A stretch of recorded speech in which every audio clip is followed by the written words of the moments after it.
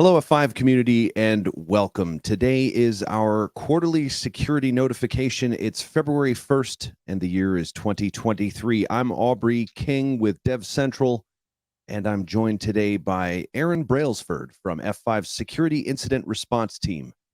Aaron's going to fill you in on all of today's news about the notifications that we received. Aaron, what do we have today? Thanks, Aubrey. Yeah, that's right. It is our February QSN. This isn't a particularly big QSN. There are just 17 issues in this QSN, 17 vulnerabilities. You'll all be glad to know there are no critical severity vulnerabilities. These are all high or lower. We do have 2 external researcher reported issues, and I'll get into those a little bit more on the next slide. What we disclosed today impacts Big IP, Big IQ, Big IP Next SPK, F5OS, and the APM clients. But there is no impact to any of the F5 services, so distributed cloud services, Threat Stack, and Silverline. And there's no impact to Big IP Next CNF, Aspen Mesh, or any of the Nginx product family. Just another note there. This is a quarterly security notification, so the next one will be on May 3rd. To break the issues down a little bit, like I say, there are 17 vulnerabilities, so 17 CVEs that we're disclosed today. 13 of those are high and 4 of them are medium. Now, the numbers in the next columns won't necessarily add up to 17 because some of these issues affect, for example, more than one product. So 16 of them affect Big IQ, 2 of them affect SPK, 1 Big IQ, and 1 F5OS. As always, the majority of these are denial of service issues. So 11 of them are denial of service. And that means that an attacker can crash one of either the data plane or control plane daemons and deny service to that. Typically, that would result in a failover action in an HA pair and a momentary outage, but if you can keep doing that, you'll flip-flop between the pairs.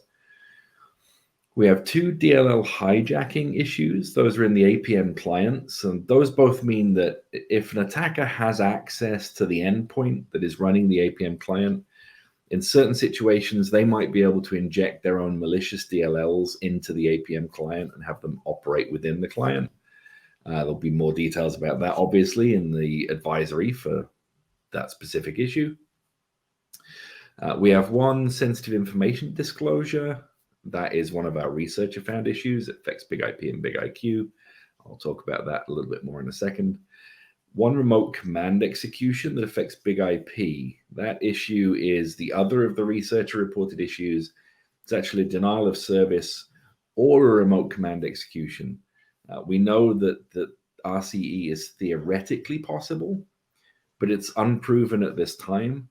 Neither ourselves nor the researcher have a working proof of concept or a way of actually executing code on the Big IP, but we call it that out of an abundance of caution and so that we can speak to the worst possible outcome from that issue. That issue is actually an iControl SOAP.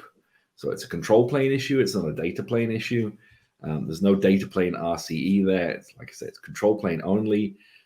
And if you've implemented the mitigations from our previous iControl SOAP issue, which was disclosed at the back end of last year, it's also a researcher reported, you're probably in a good place with regard to this iControl SOAP issue.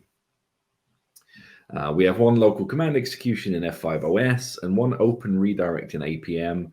The open redirect basically means that an attacker could construct a malicious URL that would look like it was going to the APM device, so to a target user's VPN, but would actually redirect that target user off somewhere else. So it could be used to construct, say, a phishing link. It doesn't directly impact the Big IP, but it certainly impacts the security of the users using that APM endpoint. Again, all of the details for all of those issues will be in the security advisories themselves. And as always, we'll have an overview article that links off to each of the articles specific to each CVE. I'm sure there'll be a link in the description when this is published for that.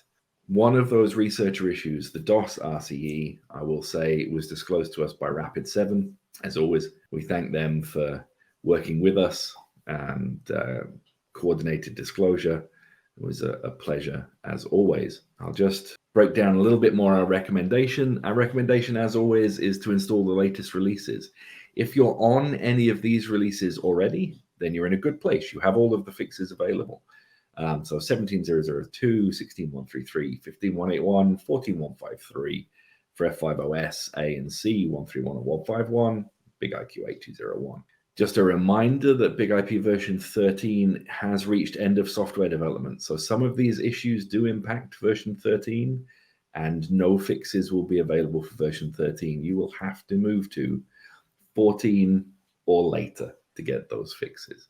One last thing to point out, the Rapid7 researcher issue, the iControl SOAP issue, that is not fixed in any of these branches. If you do need a code fix for that, you will need to request an engineering hotfix. However, if you've secured access to iControl SOAP, as I say, we previously had an iControl SOAP issue at the back end of 2022. So if you have already controlled access to iControl SOAP to trusted users and trusted hosts, you probably don't need to worry too much about the possibility, the most likely possibility that an attacker could cause iControl SOAP to crash and restart. Like I say, the outside possibility that remote code execution is possible if you've only given access to trusted users. And that is it. Like I say, this is a pretty light QSN, just 17 issues, no criticals again, which is excellent news for everybody. And hopefully won't cause too much of a disturbance for everybody.